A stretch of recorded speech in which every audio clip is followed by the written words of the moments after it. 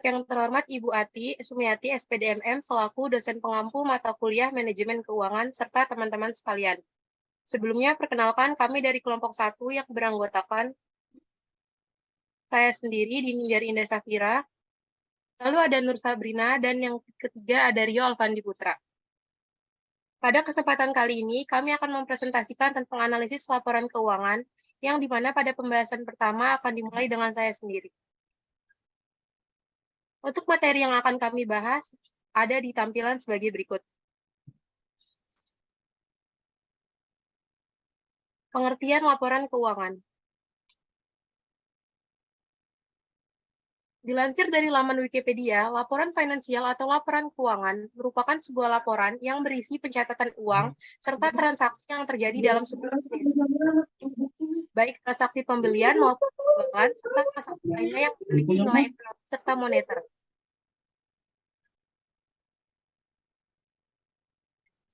Laporan keuangan dibuat untuk mengetahui kondisi finansial perusahaan secara keseluruhan, sehingga para pemegang dana dan pengguna informasi akuntansi bisa melakukan evaluasi dan cara pencegahan dengan tepat dan cepat jika kondisi keuangan usaha mengalami masalah atau memerlukan perubahan. Berikut merupakan contoh dari laporan keuangan. Yang pertama itu ada laporan neraca atau financial statement. Yang seperti kita ketahui, laporan financial statement itu berisi dari aktiva serta utang dan ekuitas. Dan ekuitas sendiri, saldonya itu diambil dari perubahan ekuitas pada laporan sebelumnya. Lalu yang kedua, ada contoh dari laporan laba rugi, yang dimana ini tuh mencatat tentang laba ataupun rugi yang dialami sebuah perusahaan.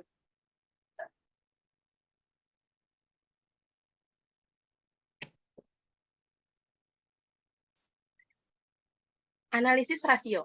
Analisis rasio merupakan metode analisis yang paling sering digunakan dalam menganalisis laporan keuangan. Analisis rasio adalah salah satu cara memperoleh informasi yang sangat bermanfaat dari laporan keuangan perusahaan. Analisis rasio dibuat untuk menjelaskan hubungan antara item-item pada laporan keuangan.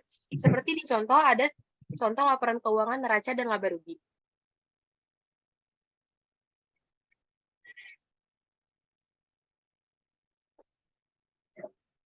Lalu ada rasio likuiditas. Rasio likuiditas digunakan untuk mengukur kemampuan perusahaan memenuhi kewajiban keuangan jangka pendek yang jatuh tempo kurang dari setahun. Kita ketahui bahwa aset yang dimiliki oleh perusahaan bisa berupa aset likuid dan aset yang kurang likuid.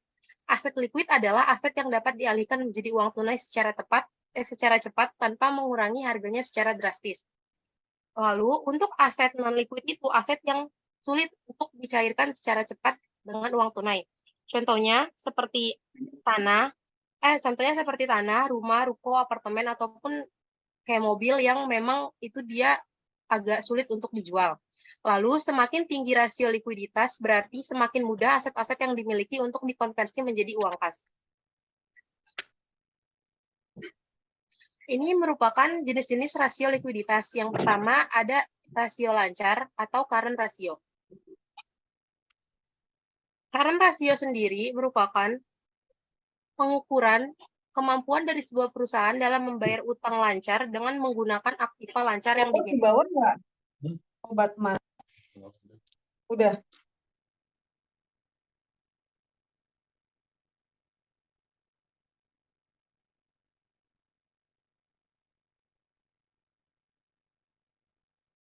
Untuk rasio lancar sendiri memiliki rumus sama dengan current asset dibagi current liability. Lalu untuk poin yang kedua ada rasio lancar. Rasio lancar memiliki pengertian sebagai pengukuran kemampuan perusahaan dalam membayar utang lancar dengan menggunakan aktiva yang lebih lancar. Dengan rumus yang bisa kalian lihat sendiri dalam layar, current asset dikurang inventory dibagi current liability. Lalu yang ketiga ada cash ratio. Cash ratio menunjukkan kemampuan perusahaan untuk membayar utang lancar dengan menggunakan kas dan spread berharga. Untuk rumus cash ratio sendiri adalah saldo cash ditambah saldo bank ditambah saldo marketable security dikurang current liability. Untuk materi berikutnya akan disampaikan oleh rekan saya, Rio Alfandi. Selanjutnya ada rasio leverage.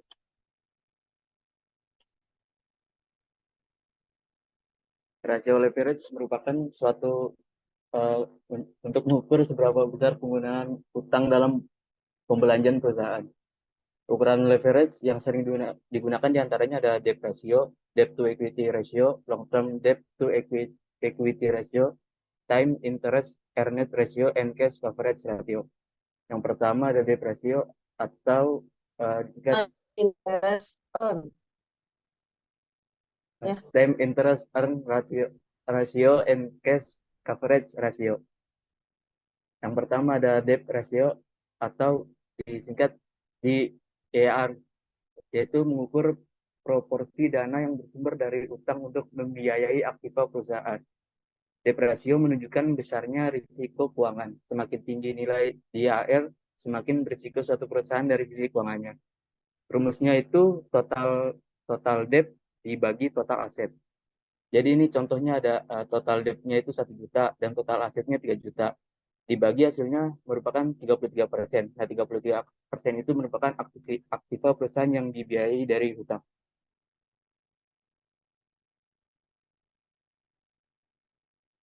Yang kedua ada debt to equity ratio. Menunjukkan proporsi ekuitas dalam menjamin hutang total. DER juga menunjukkan besarnya risiko keuangan. Semakin tinggi nilai DER, semakin tinggi risiko perusahaan mengalami kebangkrutan. Rumusnya itu total debt dibagi total equity. Seperti ini contohnya ada total debt 1 juta dibagi total equity 1.200.000. Nah, nilainya itu sama dengan kesimpulannya utang perusahaan senilai 83 dijamin dengan 100 ekuitas. Yang ketiga ada long term debt to equity ratio.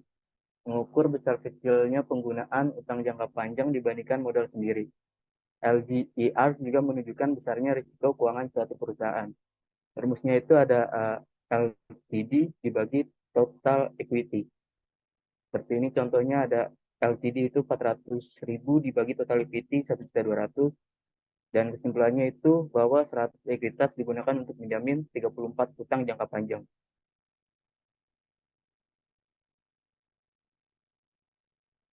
Keempat ada time interest earned ratio, menunjukkan kemampuan perusahaan membayar beban tetap berupa bunga dengan menggunakan EBIT yang dimiliki. Rumusnya itu EBIT dibagi interest. Yang kelima ada cash coverage ratio. Cash coverage ratio menunjukkan sejauh mana kemampuan perusahaan membayar beban tetap berupa bunga dengan menggunakan EBIT ditambah depreciation cash coverage ratio ditambah depreciation. Nah, rumus cash coverage ratio itu EBIT ditambah depresiasi interest.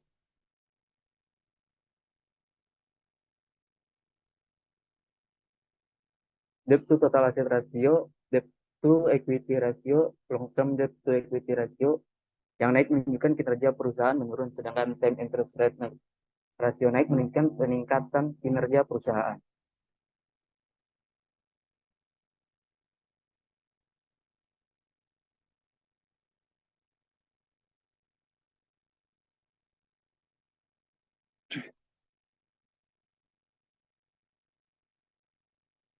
Selanjutnya ada rasio aktivitas.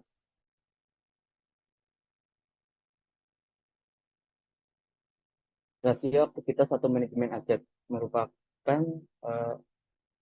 mengukur efektivitas dan efisiensi pengelolaan aktiva perusahaan. Yang pertama ada inventory turnover, tingkat perputaran persediaan. Merupakan jumlah perputaran persediaan dalam jangka waktu tahun dalam rangka menghasilkan penjualan. Semakin tinggi rasio perputaran persediaan, semakin efektif dan efisien persediaan menghasilkan penjualan. Rumusnya itu penjualan dibagi inventory. Yang kedua ada average day in inventory or average collection period. Average day in inventory menunjukkan beberapa hari rata-rata dana terikat dalam persediaan. Semakin lama dana terikat dalam persediaan, semakin tidak efisien operasional perusahaan tersebut. Rumus menghitungnya itu 360 dibagi inventory turnover.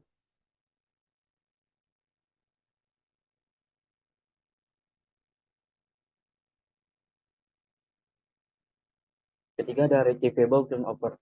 Receivable turnover menunjukkan berapa kali perputaran piutang dalam setahun dalam rangka menghasilkan penjualan. Bisa dihitung dengan penjualan dibagi piutang. Keempat ada day sale outstanding.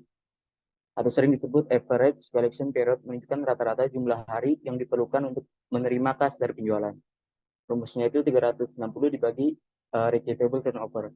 Kelima ada fixed assets turnover, merupakan efektivitas aktiva tetap dalam menghasilkan penjualan. Semakin tinggi nilai fixed asset turnover, semakin efektif kinerja keuangan dari perusahaan tersebut. Rumusnya itu ada penjualan dibagi total fixed asset. Keenam ada total asset turnover. Total asset turnover mengukur efektivitas seluruh aktiva dalam menghasilkan penjualan. Semakin tinggi total asset turnover, semakin efektif operasional perusahaan tersebut. Rumusnya itu penjualan dibagi total aset.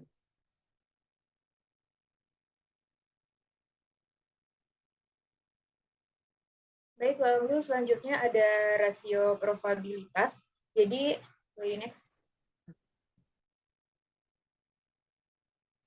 Rasio probabilitas ini mengukur kemampuan perusahaan untuk menghasilkan laba dengan menggunakan sumber-sumber yang dimiliki seperti aktiva, modal, atau penjualan. Adapun tujuan dari rasio probabilitas ini yaitu mengetahui perhitungan laba perusahaan dari suatu periode akuntansi tertentu.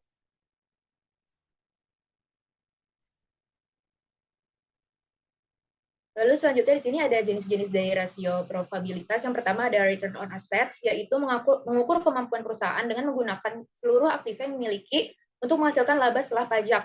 Nah, di sini ada rumusnya yaitu earning after tax atau laba bersih dibagi total aset. Lalu yang kedua ada return on equity. Return on equity ini mengukur kemampuan perusahaan dengan menggunakan modal sendiri yang dimiliki untuk menghasilkan laba setelah pajak. Adapun di sini rumusnya yaitu earning after tax per equity atau ekuitas pemegang saham. Lalu yang ketiga ada profit margin ratio, yaitu mengukur kemampuan perusahaan menghasilkan laba dengan menggunakan penjualan yang dicapai. Rasio ini mencerminkan efisiensi operasi. Lalu selanjutnya ada operating profit margin, yaitu mengukur kemampuan perusahaan menghasilkan laba sebelum bunga dan pajak dari penjualan yang dilakukan operasi. Operating profit margin menunjukkan efisiensi bagian produksi, personalia, dan pemasaran. Dengan rumus earning before interest and tax per sale atau laba sebelum pajak per penjualan. Lalu yang kelima ada gross profit margin, yaitu rasio dengan kemampuan perusahaan menghasilkan laba kotor dari penjualan yang dilakukan. GPM ini mencerminkan efisiensi bagian produksi dengan rumus laba kotor per total pendapatan kali 100%. Lalu selanjutnya ada basic earning power, yaitu mengukur kemampuan perusahaan menghasilkan laba operasi dengan menggunakan total aktiva yang dimiliki dengan rumus earning before interest and tax per total aset.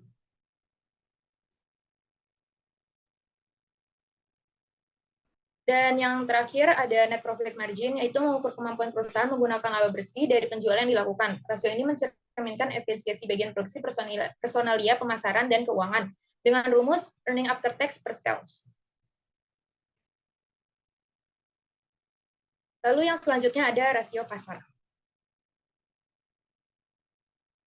Rasio pasar adalah rasio keuangan yang merupakan penilaian kinerja saham perusahaan publik. Pada dasarnya, analisis rasio nilai pasar ini adalah rasio yang di dalamnya memperhitungkan harga saham dengan laba atau omset, nilai buku per saham, sampai arus kas perusahaan. Analisis rasio pasar juga sering digunakan untuk mengukur kondisi pasar saham untuk periode waktu tertentu. Dengan adanya nilai rasio pasar ini, maka nantinya Anda bisa mengetahui pola pikir investor atau performa perusahaannya.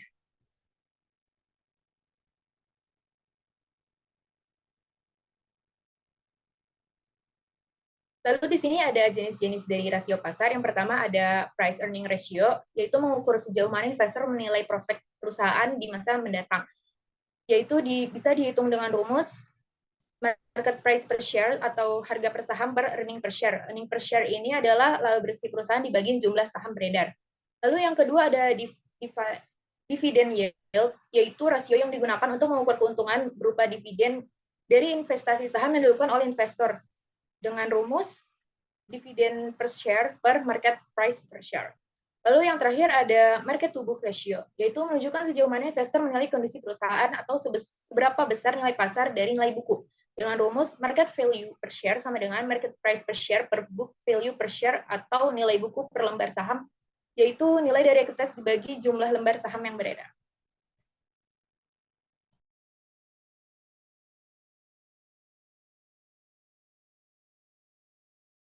Dari pemaparan materi yang telah disampaikan kelompok 1, berikut merupakan sumber referensi yang kami gunakan.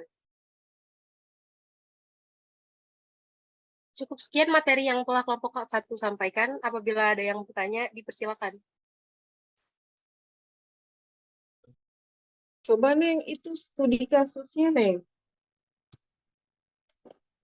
Jadi dari rumus tersebut dimasukkan ya contoh soalnya ya, biar Oh iya, lebih Ibu. jelas. Ya, untuk Ya. yang di rasio 9. Dari rasio-rasio yang tadi ya.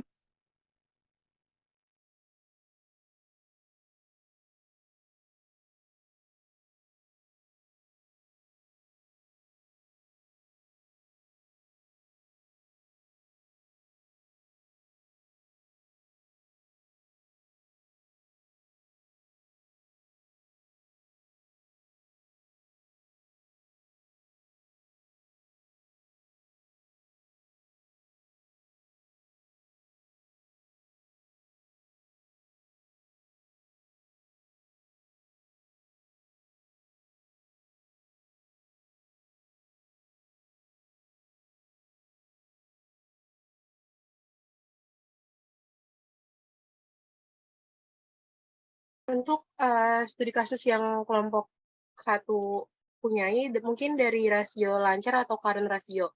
Untuk di sini kan rumusnya current asset dibagi current liability.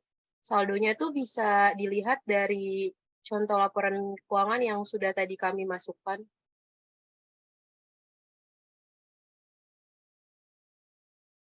Ini di sini pada laporan neraca ABC Corp itu kan current asetnya senilai 2.680.112 perak. Dan lalu current liability-nya itu sebesar 1.144.800.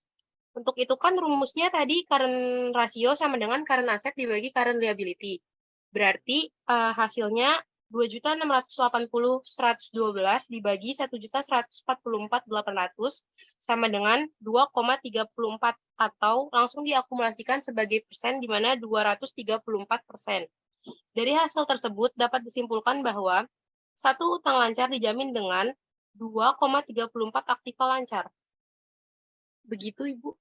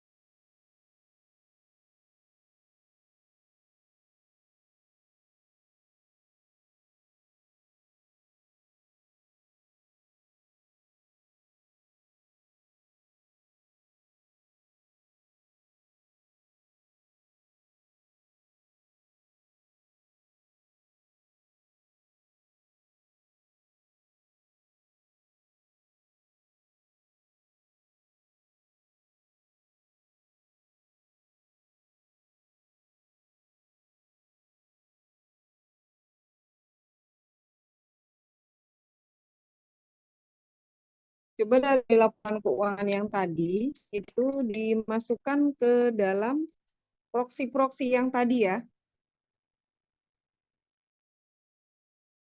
Iya, Ibu. Dari rumus yang ada, dimasukkan misalnya kan tadi current ratio itu rumusnya current asset dibagi current liability. Berarti yang pertama kita lakukan itu melihat di laporan keuangannya, lihat saldo current assetnya berapa, terus current liability-nya berapa, lalu hitung sesuai rumus yang ada.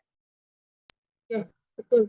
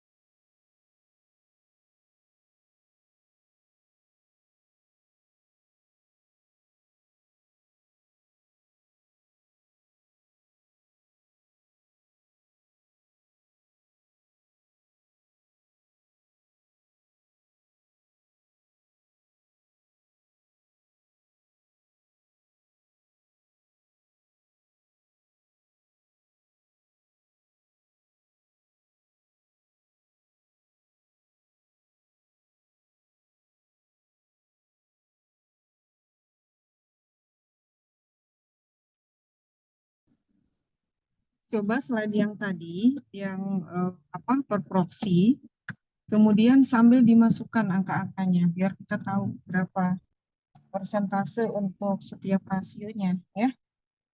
Ini. Maaf Ibu, kurang jelas. Ya, tadi kan dari laporan keuangan yang tadi, kemudian coba ditampilkan proksinya atau rumusnya, rumus setiap rasio, kemudian nanti sambil kita jelaskan gitu. Oke Ibu, sebentar. Ya, biar nanti bisa tahu cara menginterpretasikannya seperti apa. Jadi bukan hanya sekedar rumus-rumusnya saja, tetapi juga kita harus tahu dari hasil setiap rasio itu nanti kesimpulannya bagaimana, ya. Baik Ibu. Masing-masing mungkin bisa dibantu ya, dari tadi kan ada 5 kelompok rasio. Nah, silakan kelompok 1 dan kelompok 2 itu membahas atau menyelesaikan tentang rasio likuiditas, kemudian kelompok seterusnya ya, kelompok 3 dan kelompok 4 menyelesaikan rasio aktivitas, kelompok 5 dan 6 menyelesaikan rasio dari ini kan. Nah, ini dia hasilnya. Itu sambil ini dari data yang tadi. Iya Ibu, sebentar. Ini kan kalau current ratio sendiri, rumusnya ada current asset dibagi sama current liability. Dari data yang tadi sudah disediakan, Mbak, datanya disandingkan, Neng. ya Disandingkan. ada di atas Ibu, sebentar.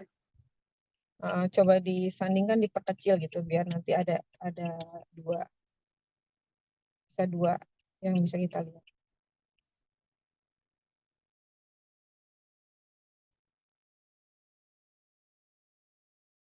Pastinya juga ya.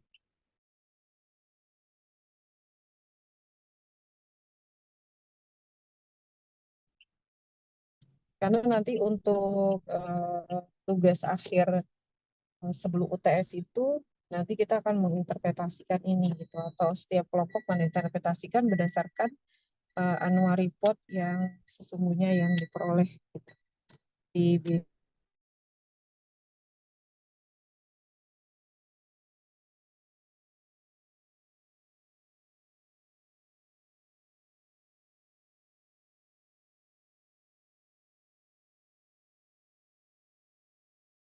Ini yang di sebelah kiri, saya itu kan ada laporan keuangan financial statement-nya. Terus untuk rumus rasio lancar atau current asset merupakan current asset dibagi current liability.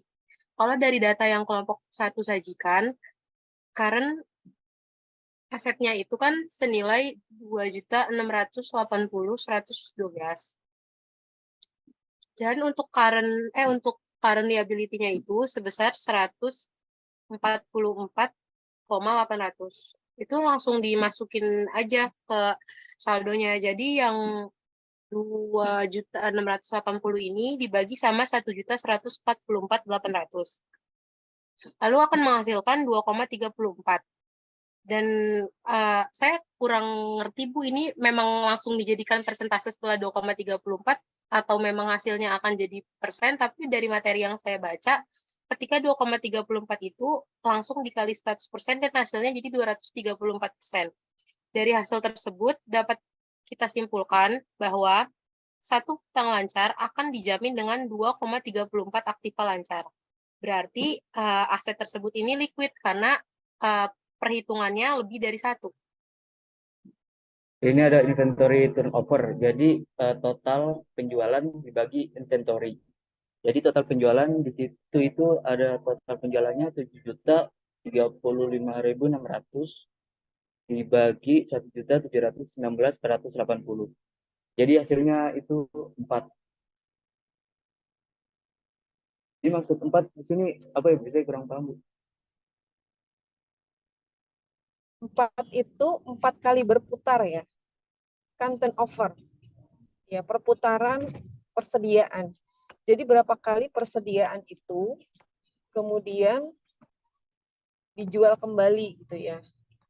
Persediaan dijual, kemudian diproduksi lagi menjadi persediaan, kemudian dijual kembali. Nah, maksudnya seperti itu ya. Jadi 4 kali turnover-nya, berputarnya dia 4 kali.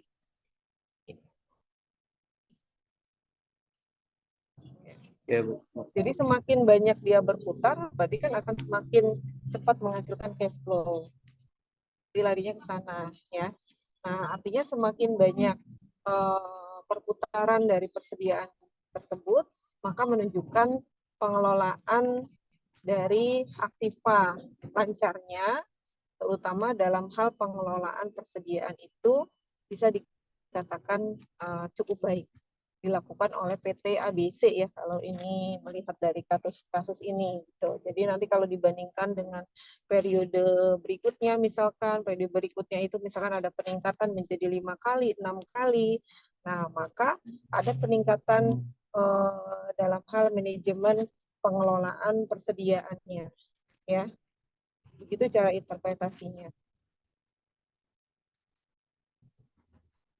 Kalau dibandingkan dengan perusahaan yang lain juga sama ya. Jadi perbandingan itu bisa saja melihat dari time series-nya ya. Jadi kalau time series itu berdasarkan waktunya.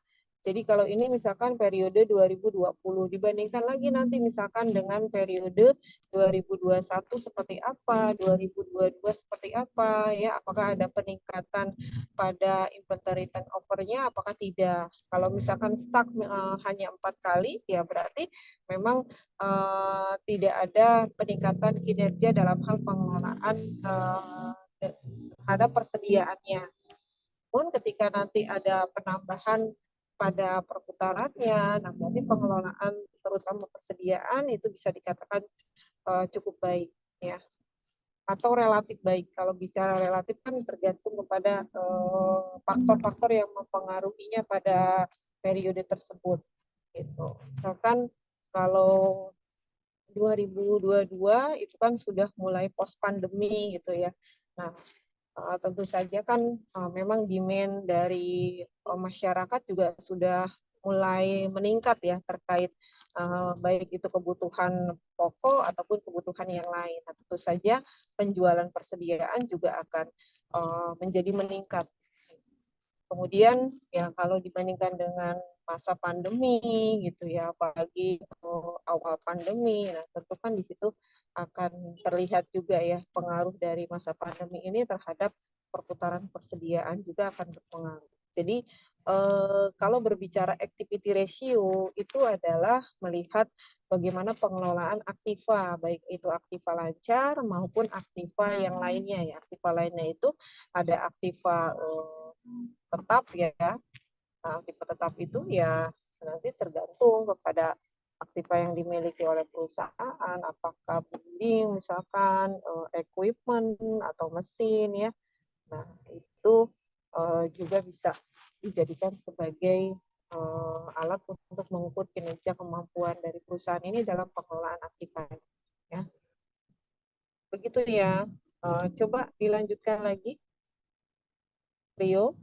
Ya, Bu. Jadi yang selalu kelompok pertama sih, Rio. kurang tahu dong, Bu. Okay. Rezekinya ya pertama ya. Ya lanjut, Rio. Yang kedua itu ada average day inventory. Jadi ya average day in inventory. Jadi rumusnya itu 360 dibagi hasil dari inventory turnover yang tadi. 360 itu mungkin diambil dari jumlah hari dalam setahun ya, Bu? Iya, betul. Jumlah hari dalam setahun ya. Kalau tidak ada informasi mengenai bahwa satu tahunnya 365 hari, maka Anda bisa langsung di situ menggunakan 360 hari ya, yang biasanya digunakan. Oke. Jadi 360 dibagi hasil inventory turnover yang tadi itu hasilnya 90 hari. Jadi itu dana terikat di dalam perusahaan itu selama 90 hari. Oke, jadi 90 hari ya dana terikat pada persediaan. Nah, jadi semakin tinggi justru itu semakin tidak bagus. Kenapa? Karena berarti pengelolaan perusahaan dalam aktiva lancarnya, terutama dalam persediaan itu tidak cukup bagus gitu. Artinya mereka tidak mampu untuk kemudian menjual dengan segera persediaan yang dimilikinya, ya.